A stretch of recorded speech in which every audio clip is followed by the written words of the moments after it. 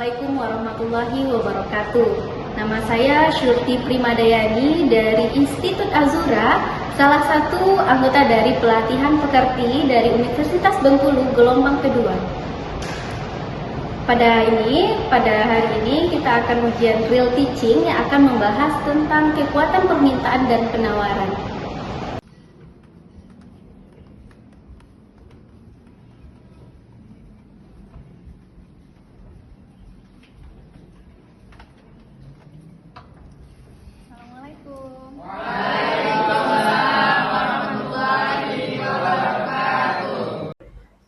Assalamualaikum warahmatullahi wabarakatuh. Waalaikumsalam warahmatullahi wabarakatuh. Selamat pagi adik-adik. Alhamdulillah pada pagi hari ini kita masih dapat hadir ya pada mata kuliah saya. Sebelum mata kuliah ini dimulai, sebaiknya kita membaca doa terlebih dahulu. Membaca doa menurut kepercayaan kita masing-masing. Berdoa mulai.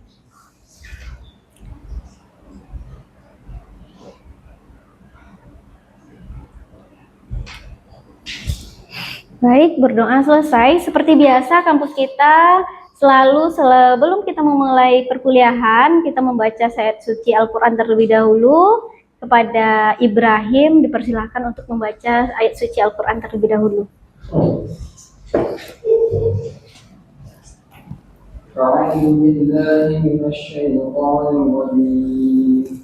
Bismillahirrahmanirrahim. ومن الناس من يقول آمنا بالله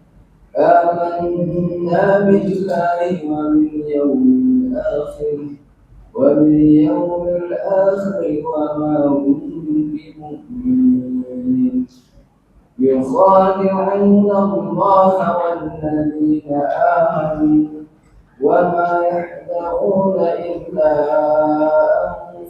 وما يشعرون في قلوبهم مرض فزادهم الله مرضا ولهم عذاب عظيم صدق الله العلي العظيم. Subhanallahul azim. Terima kasih Ibrahim. Semoga dibacakan ayat suci Al-Quran tadi. Semoga perkuliahan kita nantinya dari awal sampai akhir berjalan dengan lancar. Amin, amin ya robbal alamin. Baik adik-adik semua, sebelum saya memulai mata kuliah saya akan mengabsen terlebih dahulu. Adik-adik terlebih dahulu. Baik, yang pertama itu adalah Happy Roseli, Iqbal, Jannatun Nisa, Geni, Abdul Aziz, Irma Destiani, Yola, Devra, Muhammad Faiz, Haya, Ibrahim, Munandra, Habi, M. Daniel Mahendra, Nebi, Sherly, Ahmad Ridwan, Diki Coyura, Muslifah, Herdiansah, Handika, Gina, Suhaibah. Oke, berarti ada 2 orang teman kita yang tidak hadir pada perkuliahan kita hari ini. Oke, selanjutnya bagaimana kabarnya? Alhamdulillah, baiknya. Alhamdulillah. Nah, pada mata kuliah ini, pagi ini kita akan membahas tentang kekuatan permintaan dan penawaran. Nah, di dalam mata kuliah saya ini, sebelum kita memulai ke materi awal, berarti kita melihat cuplikan video yang saya tampilkan ini.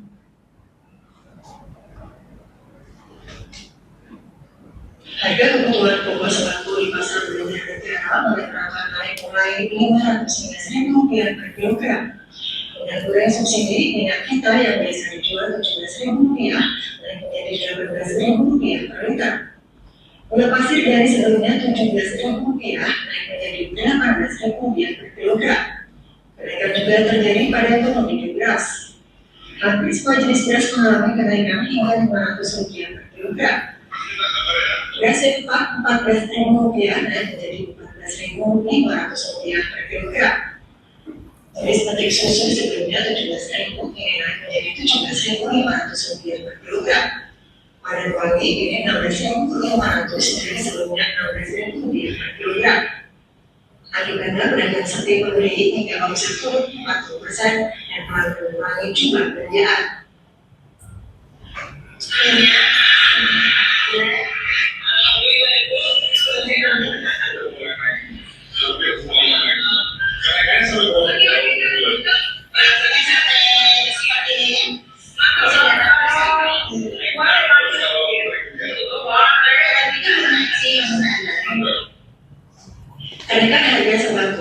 Oke, di sini ada yang bisa menjelaskan bagaimana video cuplikan yang sedikit itu tentang apa atau bagaimana permintaan dan penawarannya di dalam suatu pasar? Boleh angkat tangan? Oke, silakan. Siapa namanya? Devra, silakan.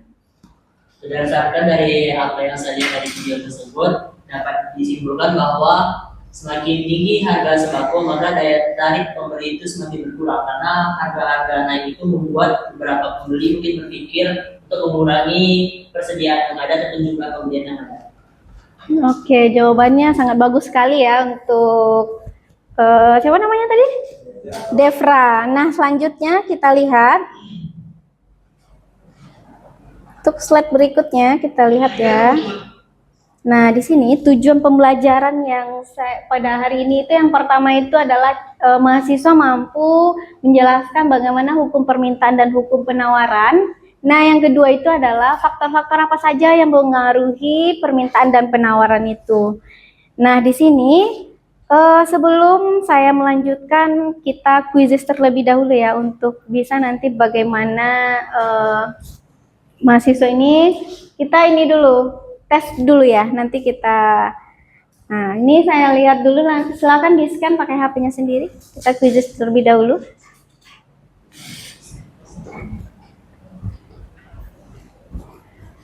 Di scan terlebih dahulu, sudah di scan?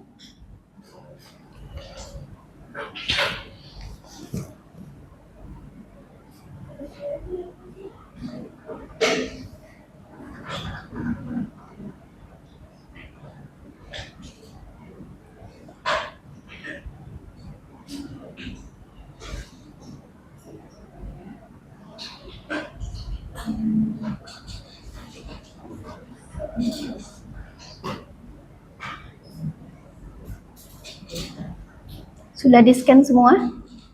Sudah? Sebentar, saya pindah terlebih dahulu, kita ke kuisis terlebih dahulu.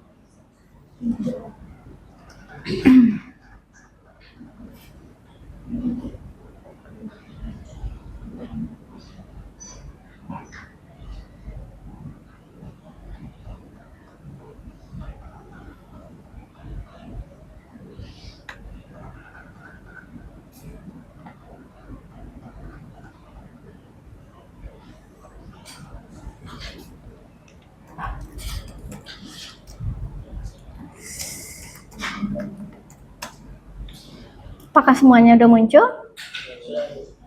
Sudah ya. Baik, saya ini kan dulu.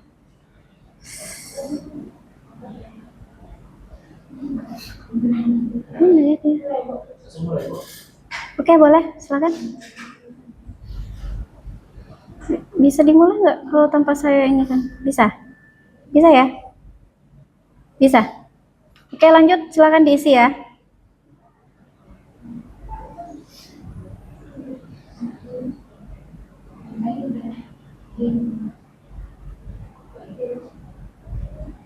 Oke, silakan diisi.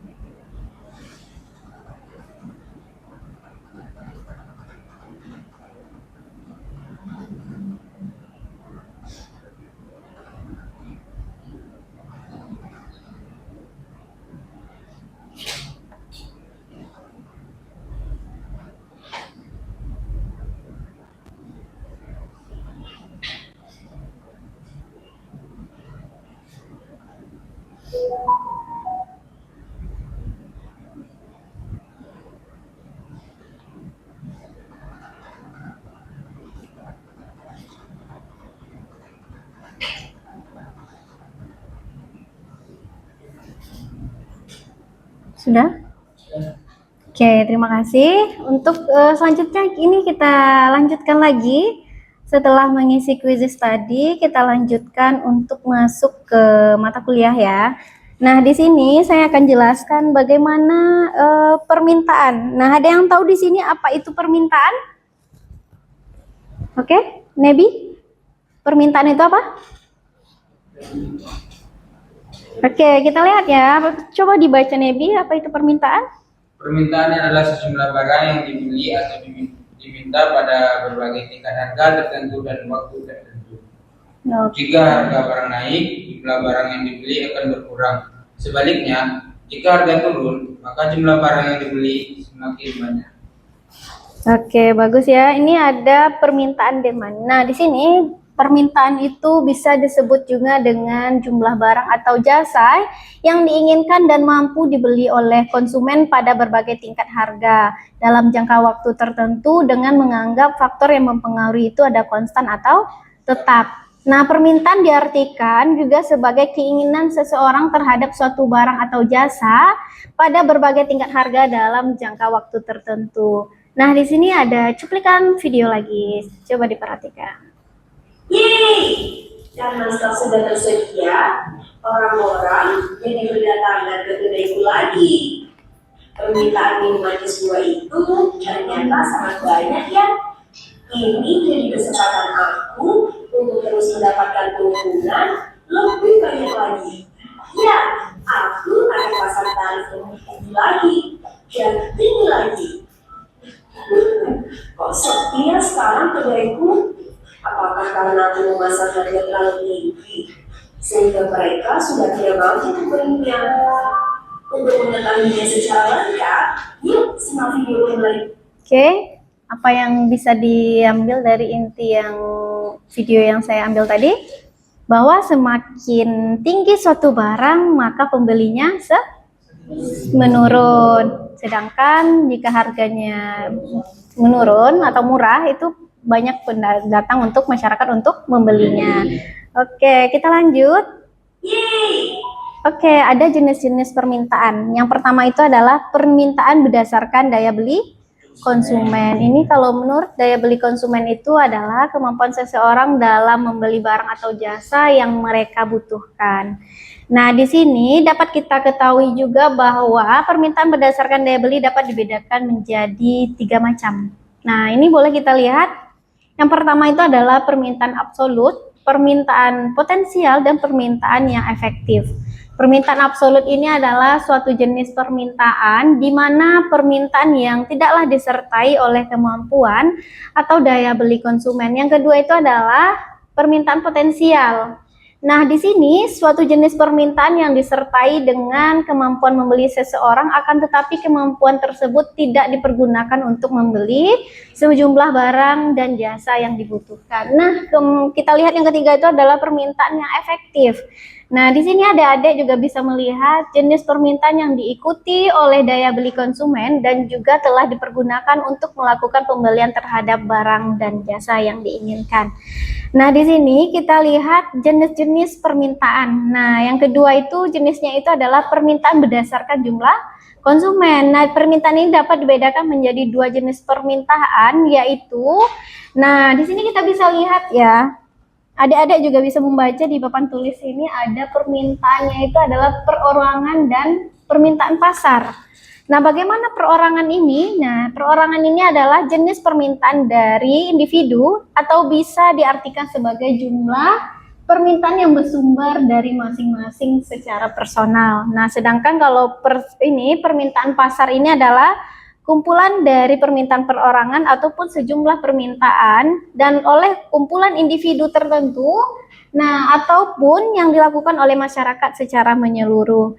Nah, di sini kita lihat juga ada faktor pengaruh. Nah, ya, kita lihat ini ada faktor pengaruh selain harga terhadap permintaan.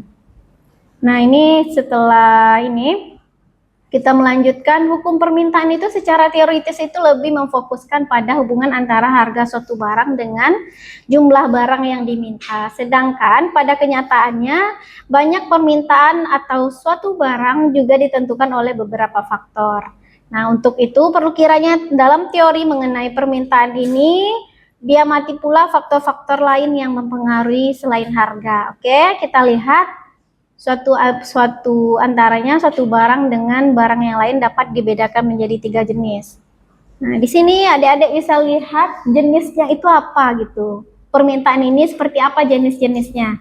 Nah, adik-adik ini bisa lihat ya, untuk harga barang lain itu yang pertama itu adik-adik bisa lihat yang pertama itu adalah barang pengganti. Nah, kita lihat apa itu barang pengganti. Nah, di sini barang dikatakan barang netral apabila antara keduanya jenis barang lebih tidak mempunyai hubungan antara masyarakat. Nah, coba jelaskan Sherly, apa itu barang pelengkap? Oke, coba jelaskan Sherly. Suatu barang? Suatu barang dikatakan barang pelengkap apabila suatu barang selalu digunakan bersama-sama dengan harga barang lainnya.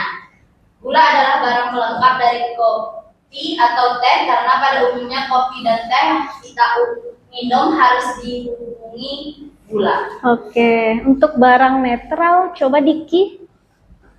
Barang netral itu apa?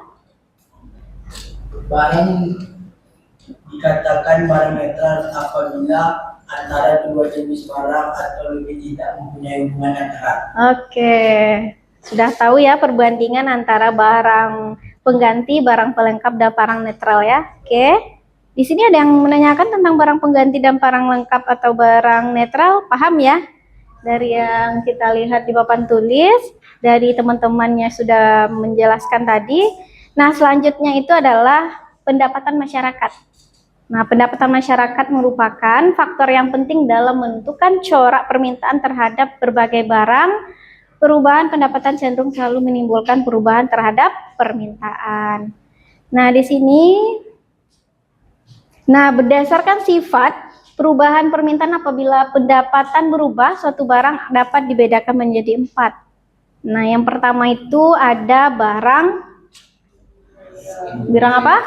Inferior dan barang esensial. Nah, coba Yola, apa itu barang inferior? Barang inferior suatu jenis barang yang banyak diminta oleh masyarakat mempunyai pendapatan rendah. Jika pendapatan masyarakat meningkat, maka inferior ini cenderung ditinggalkan. Sebagai contoh yang umum di Indonesia, jagung, umbi, dan lain-lainnya. Oke, bagus ya. Untuk barang esensial, coba Jenny. Barang esensial itu barang yang sangat penting artinya dalam kehidupan masyarakat sehari-hari. Barang ini biasanya merupakan barang kebutuhan pokok yang harus dikonsumsi untuk menopang manusia seperti 9 kebutuhan pokok. Oke. Nah, ini ada barang normal dan barang mewah. Kalau barang normal ini seperti apa? Coba Pak Is. Barang normal adalah barang yang dikategorikan sebagai barang normal apabila barang tersebut mengalami kenaikan. Oke. Contohnya? Terjadi kenaikan pendapatan. Contohnya adalah sepatu, peralatan rumah, rumah tangga, dan lain. Oke. Coba barang mewah, Munandra? Seperti apa barang mewah? Mewah adalah barang dapat dikonsumsi apabila pendapatan seseorang sudah relatif tinggi. Karena untuk mendapatkan barang tersebut juga dibutuhkan biaya yang tinggi pula. Misalnya emas, permata, mobil, produk tertentu. Biasanya seseorang dapat mengonsumsi barang ini setelah kebutuhan pokoknya terpenuhi. Oke, bagus ya. Untuk selanjutnya itu adalah distribusi pendapatan. Jenis-jenisnya itu yang ketiga itu adalah distribusi pendapatan. Nah, sejumlah pendapatan masyarakat yang tertentu jumlahnya akan menimbulkan corak permintaan masyarakat yang berbeda pula. Nah, yang keempat itu kita lihat citra rasa masyarakat.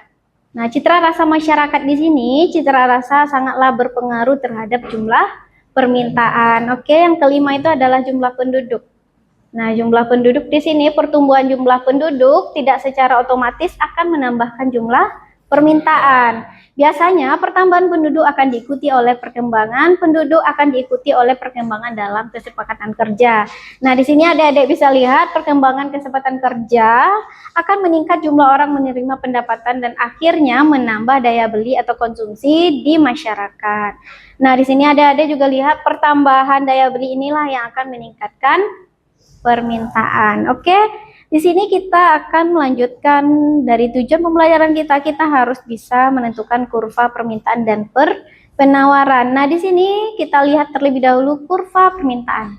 Nah, di sini hukum permintaan itu adalah jika harga naik, maka jumlah output yang diminta akan turun atau sebaliknya. Nah, kurva ini akan bergerak dari kiri menuju ke kanan bawah. Ini saya lihatkan contoh kurvanya. Oke, ini adalah kurva dari permintaan. Nah, kita lihat cuplikan video berikut ini. Permintaan dan penawaran membentuk dasar ekonomi.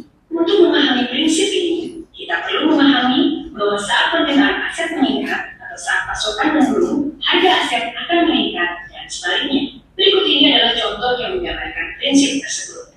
Katakanlah seorang petani mempunyai 5 pelanggan tetap. Setiap hari, ayam-ayamnya bertelur 10 butir. Suatu hari, ayam-ayam hanya bertelur 5 butir. Meskipun pelanggan yang ingin membeli telur berjumlah tetap, tidak terpenuhinya jumlah telur agar cukup untuk semuanya, membuat pelanggan bersedia untuk membayar setiap butir dengan harga tinggi, sehingga terjadi peningkatan harga per butir. Dengan kata lain, pasokan menurun, yaitu jumlah telur kurang, tetapi permintaan tidak menurun, yang mengakibatkan peningkatan nilai telur. Ini juga bisa terjadi sebaliknya. Oke, itu ada sedikit video ya. Mungkin nanti dari penjelasannya, dari ilustrasi video mungkin lebih memahamkan adik-adik untuk bagaimana permintaan dan penawaran itu kurvanya. Oke. Nah, selanjutnya kita akan masuk ke daftar permintaan barang. Ini ada salah satu contoh ya yang saya sudah buat. Untuk ini ada harganya 60.000, permintaannya itu 1.000. Sedangkan harganya 50, permintaannya itu 2.000, harga 40 itu permintaannya itu 3.000, harga 30 empatnya 4.000, 20 itu 50 permintaannya.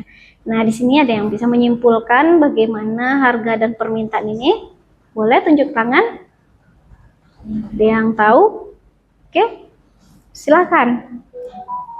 Berarti semakin tinggi harga suatu barang maka permintaannya semakin sedikit, dan begitu juga sebaliknya, semakin rendah harga suatu barang maka permintaannya semakin berkurang. Oke, jawabannya sangat bagus sekali ya. Untuk di sini ada juga saya lihatkan, ini kurva dari permintaan dari tabel berikut ini. Oke. Nah, Hana, hari ini ada satu soal. Nah, di sini ada yang bisa untuk mengerjakan ke depan untuk membuat kurva permintaan. Boleh? Oke, Ayah, silakan.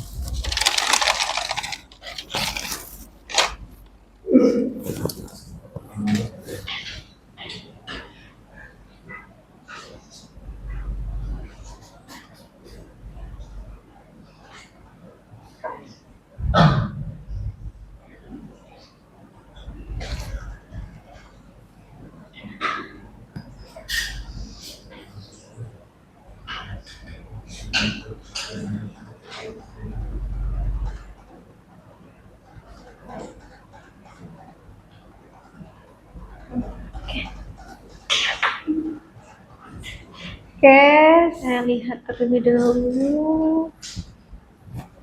Oke, di sini kita bisa lihat ini 20.000, 120, oke ini 16, oke ini 14.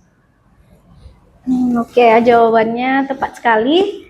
Nah, ada yang dapat menyimpulkan dari tabel ini bagaimana hukum permintaannya? Siapa? Habi, silakan. Jika harganya semakin naik, maka dengan itu akan semakin berkurang.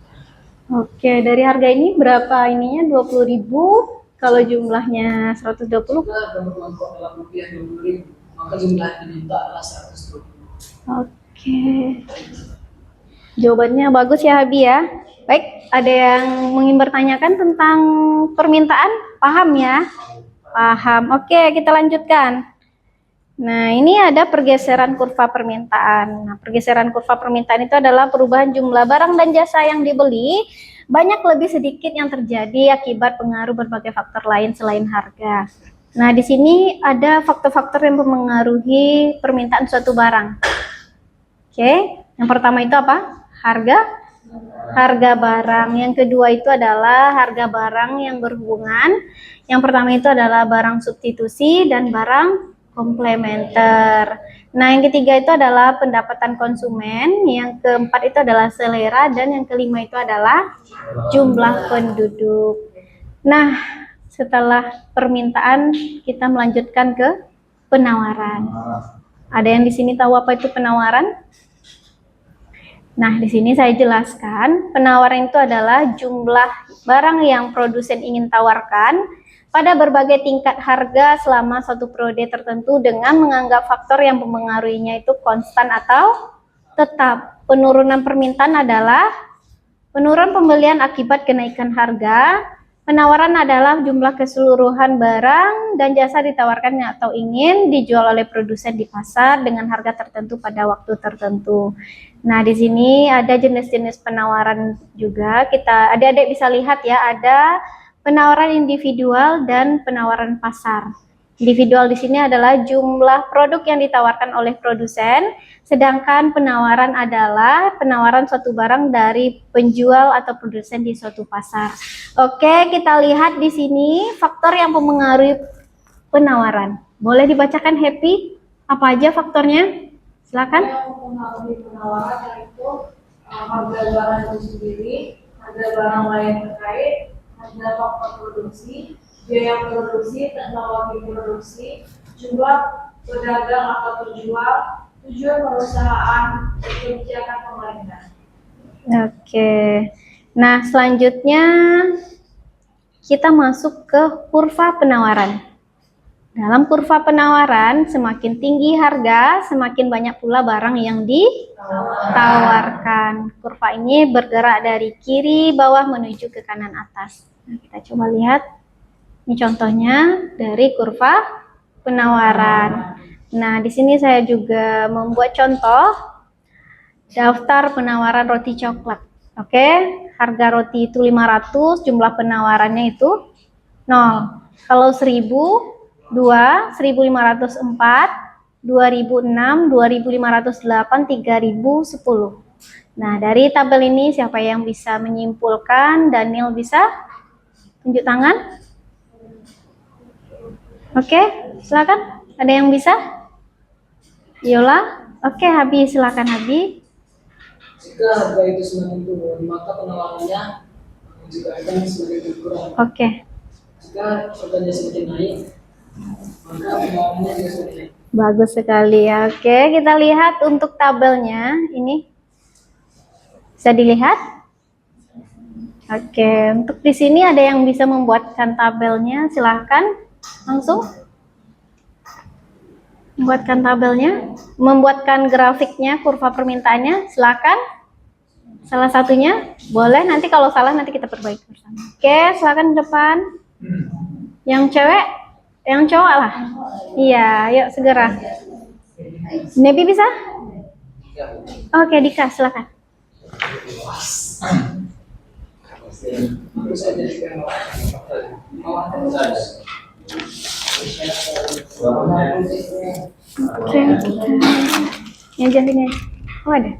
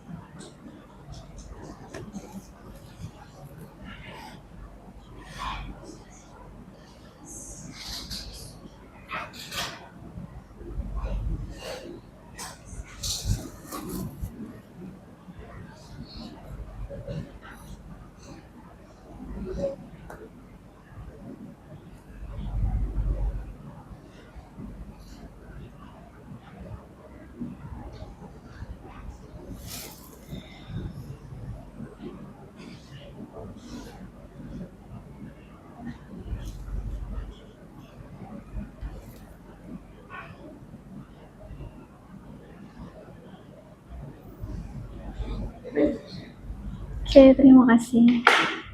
Oke, silakan duduk kembali. Adakah di sini yang memberikan tanggapan? Bagaimana Nur Rahaya? Itu betul atau salah? Bagaimana tanggapannya Nebi? Silakan. Ada yang mau koreksi? Silakan. Boleh, ada yang mau koreksi? Nggak apa-apa kalau ini ya kita ini kan aja ya. Kalau ada tanggapan lain atau jawaban yang ini boleh. Nggak ada ya? Nggak ada ya? Oke. Saya sangat ini ya, memberikan menginspirasi sekali kalau orang-orang yang tampil itu dengan ini ya. Salah betulnya nanti kita perbaiki bersama. Tapi yang penting orang yang terlebih dahulu untuk tampil, oke? Saya sangat menginspirasi sekali untuk anak-anak yang bisa tampil ke depan, oke? Selanjutnya itu kita lanjutkan ya untuk faktor yang mempengaruhi penawaran.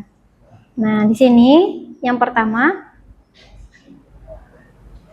faktor yang mempengaruhi itu adalah harga barang yang bersangkutan, harga barang lain, barang substitusi, barang komplementer, dan yang ketiga itu adalah kemajuan teknologi dan biaya produksi. Oke, kita berada di akhir sesi. Nah, di sini bagilah ini ada tugas kelompok. Nah, ini ada 5 kasus. Nah, 1, 2, 3, 4, 5. Bagilah 5 atau 4 orang minimal. Nah, silakan dibagi kelompoknya. Saya kasih waktu setengah jam untuk membahas yang 5 ini. Nanti setelah satu kelompok akan tampil pada sesi ini. Silakan untuk berbagi kelompok, bergabung ke kelompoknya masing-masing. Silakan, boleh. Digabung kursinya juga boleh. Boleh, boleh.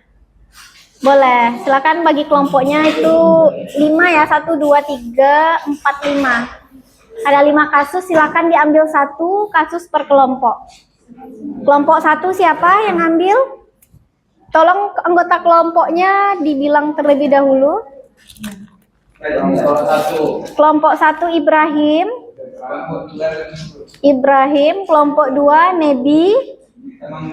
Oke. Saya nama ketua kelompok aja. Kelompok 3 Serli ya. Serli. Yang kelompok 4 ketuanya saja. Yang kelompok 4 Geni ya. Geni dan kawan-kawan ya. Oke, ada yang kelompok 5 Habi. Oke. Silakan pilih kalau masuk ke dalam ketua kelompok masing-masing. Saya tunggu setengah jam dari sekarang ya. Oke, silakan untuk berkelompok terlebih dahulu.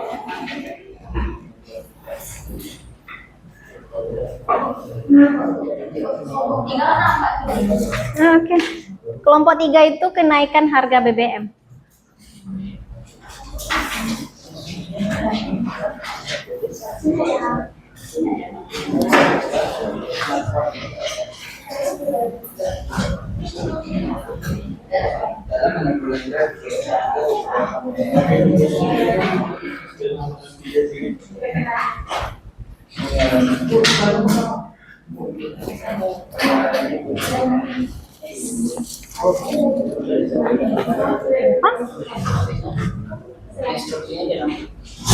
Ini buat ininya, bagaimana situasi studi kasus di dalam materi yang sesuai dengan kelompoknya.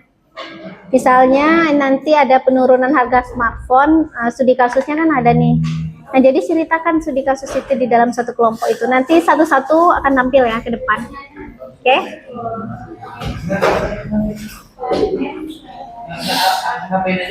Nanti kasus ini dijelaskan ke depan, dipaparkan kepada teman-temannya.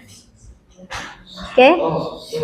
Ini kan ada permintaan barang pokok di masa lebaran. Nah, ini seperti apa kasusnya? Nanti misalnya Nebi dan anggotanya nanti ke depan. Nah, itu diskusikan kepada teman-temannya. Ini loh hasil dari studi kasus yang saya udah ini kan tadi. Oke? Siap.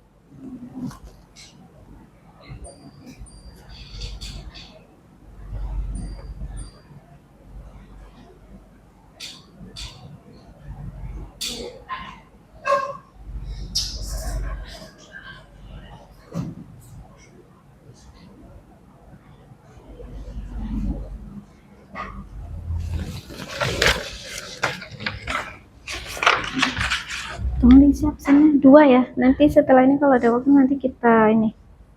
Penanya dah. Baru kita tampil kelompok, oke? Hari ini kan 2 tuh absennya.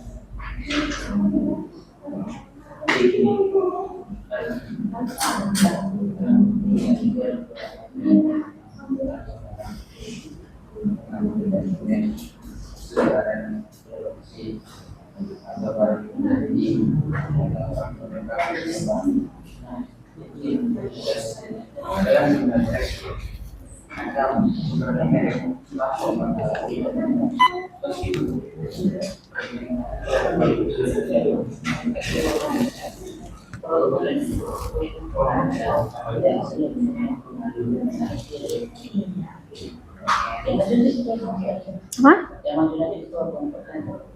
Semuanya. Kalau dia perempat berarti 4 semuanya. Ada yang udah siap? Oke, kita tunggu teman yang lain dulu ya.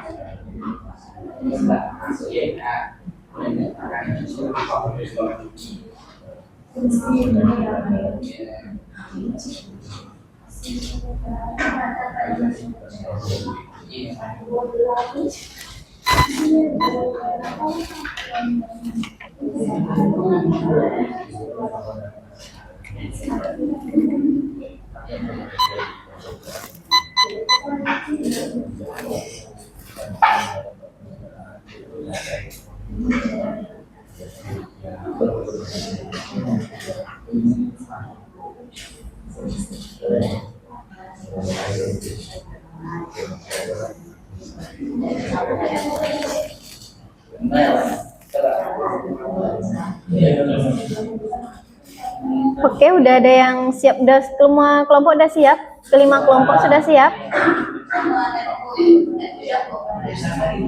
Yola udah? Oke. Kita tunggu kelompok Yola dulu ya. Siapa? Siapa? Oh, iya. Enggak, kita sama-sama. Oke. Enggak apa-apa. Ini kan untuk ini. Enggak apa-apa ya. Ini.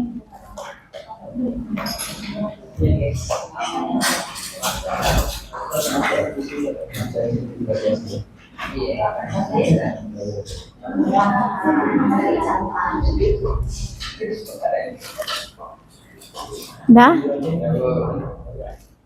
Oh, saya izin sebentar.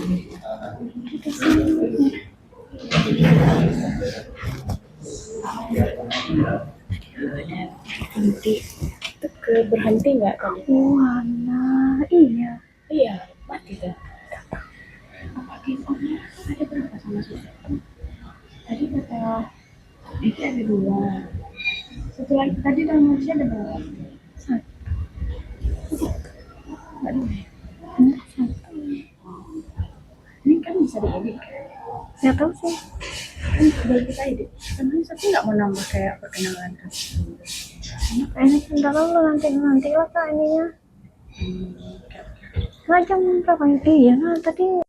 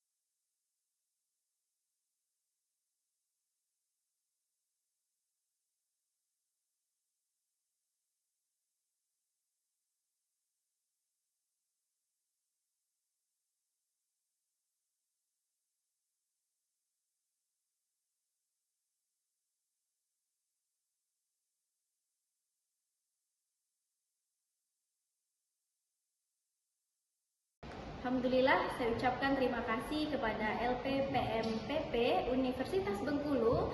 Nah, di sini ilmunya sangat bermanfaat sekali. Semoga LPMPP Universitas Bengkulu sukses selalu. Terima kasih.